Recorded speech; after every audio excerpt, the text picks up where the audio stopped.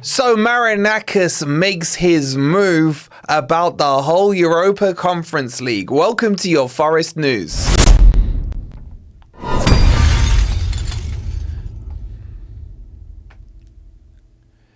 Good morning, good evening, or good night. Hope you guys are doing well, and welcome to your latest Forest news. Coming up, we're going to tell you about the move Marinakis has made to get Forest into the Europa League. We'll tell you about the ramifications of it, who's going to be suing who's going to be complaining to the other. There's so many scenarios. This one is going to get extremely messy. But if you're enjoying the content, please don't forget to hit the like button. Make sure you're subscribed as well if you are new to Forest Fan TV. And in the comments below, I got the walls up today. It's like phase 1 of 7 going on. Give me some ideas for things to put up and around on the back. Would you like to see a Forest shirt? Would you like to see, I don't know, a picture of... And I don't know, get me some ideas for there in the comments. Okay, let's jump into this. So we know this one's been slowly playing out over the last 2 weeks. Very quick recap. Palace may be chucked out of the Europa League because John Textor has shares in Palace and is an owner at Lyon as well. And Forest would get bumped into the Europa League, Brighton into the Conference League, depending on if Palace got demoted to the Conference League or kicked out of the competition completely. But if they get kicked out of Europa, Forest would jump up. Marinakis has struck back today. He's written to UEFA to put in his case for Forest going into the Europa League. Now, you can look at this at one of two ways. You can say, and we'll go through the article together in just a second, you can say Marinakis is doing what Marinakis does best and gets what he wants, etc., and is putting pressure on UEFA to get this done and get Forest in. You could also look at it the other way as well, that Marinakis may have heard something that has made him think that Palace are going to get it, and he's applying pressure or almost appealing it as things stand. Anyway, this one plays out. Forest are going to be complaining, Palace will be complaining, Lyon could be complaining, you could have Brighton complaining, and Bromby as well complaining. And also, let's not forget that Textor and Marinakis right now have got this relationship going on where Textor seems to be sorting Marinakis out anything he wants. So Textor, one more sortation would do you the world of good, and Marinakis is good books. So there's a lot of moving parts in this. Now, there was a new article out today in the Times. I want to run through that with you guys now so you get a full understanding. It's quite long, but we'll break it down as we go along. So let's go and jump into it now. All right, so let's run through this article. We'll do it in section by section and have a chat about it. And I want all your thoughts in the comments down below. So in the Times today, it says Forest write to UEFA over Crystal Palace ownership. Clubs stand to move up from the Conference League if Palace are expelled from the Europa League, while Brighton could also benefit. A battle likely to go all the way to CAS, the core of arbitration of sports, I think that is. So let's go through this. Forest have written to UEFA with their concerns about Crystal Palace participating in the Europa League when they could be in breach of multi-club ownership rules. We all already know that. Palace met UEFA officials last week in a bid to avoid exclusion from the competition because John Textor, the American businessman, has a 43% stake in the club, also owns Lyon, who have qualified for the competition too. By the way, something to mention about Lyon qualifying, just to cut away from this. We have Omar Bamadeli to thank for that. He got sent off and gave away a penalty, I think it's like in the 99th minute for Strasbourg, which then caused, because they lost that game, it caused Lyon to fall into the Europa League spot. So again, Marinakis thinking outside the box with the players he's sending out on loan. Anyway, let's continue. But the Times understands that Forest, who would be promoted from the Conference League to the Europa League, should Palace be deemed non-compliant with multi-club ownership rules, have been in correspondence with UEFA on the matter. As this newspaper reported last week, Palace Europa position could yet hinge on whether UEFA decide to allow Lyon to take part in the competition next season. So this could be another trapdoor for Crystal Palace, because Lyon themselves are under threat of being chucked out of Europe completely because of financial regulations, which would be really, really unprecedented as well. But let's this will, I think, will explain why. UEFA's club financial controlling body, CFCB, disqualified Lyon from European competitions in December, but allowed them to continue after the club met certain demands. However, Lyon are being carefully monitored by the CFCB, and if they are deemed to be in breach of a settlement agreement, they could be disqualified from next season's Europa League. If Lyon are allowed to participate, insiders believe that Palace's case could end up in the CAS. If Palace are kicked out, it is likely they would challenge the decision at CAS, while Forest could take the matter to the Swiss court if Palace is still deemed eligible. Okay, let's break that down.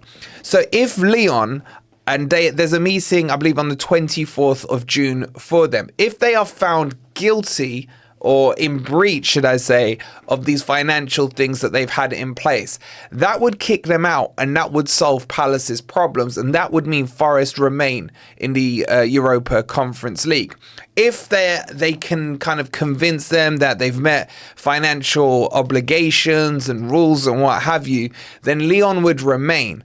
And I think this may be Crystal Palace's last trapdoor, because Textor wasn't accepted when he tried to put his shares into a blind trust. He hasn't got any other options really apart from to sell up or just to write off his shares potentially.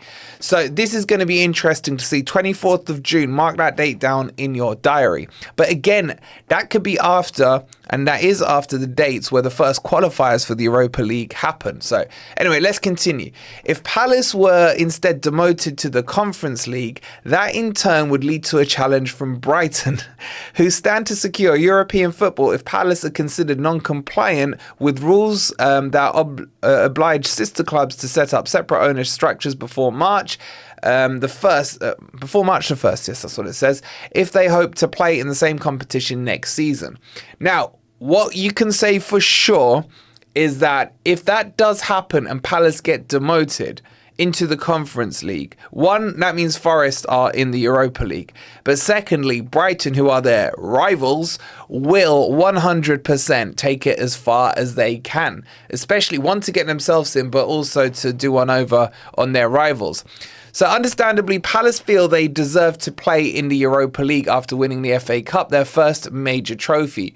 But rival clubs such as Forest and Brighton did take such steps to separate their ownership structures from those of other clubs in European competition. The Forest owner Marinakis diluted the control of the club because he also owns Olympiacos, which we know. Palace chiefs met with the CFCB at the UEFA headquarters in Lyon, Switzerland, on Tuesday to present their case, arguing that whatever happens to Lyon, they are not in breach of the rules, as the clubs are not part of the same ownership group and do not share any staff facilities or information. Now, as true as that may be, the fact is that Textor has made decisions both for Lyon and both for Crystal Palace. For those of you who don't remember, Textor was involved in the hiring of Oliver Glasner for Palace, so technically they can't really argue that point because he is in play on both of them. It goes on to say, while Textor's company Legal Football Holdings owns 43% of Palace's shares, the club argued that he has no say over day-to-day operations. Textor 59 only has a 25% share of the voting right of Palace, alongside Parish, the chairman, and two other partners. Who cares? And indeed, he has previously spoken about his frustration at the lack of influence he has at Selhurst Park. Now, there is a huge difference between lack of influence and no influence. He's trying to play up this lack of influence line, which doesn't cut it once you see his involvement in Glasner. So that for me is a dead argument, and I don't think they can do it on that. So Forest and UEFA have declined to comment on the matter. So Forest are taking this one deadly serious. So what do you guys think about this? Let me give you some thoughts.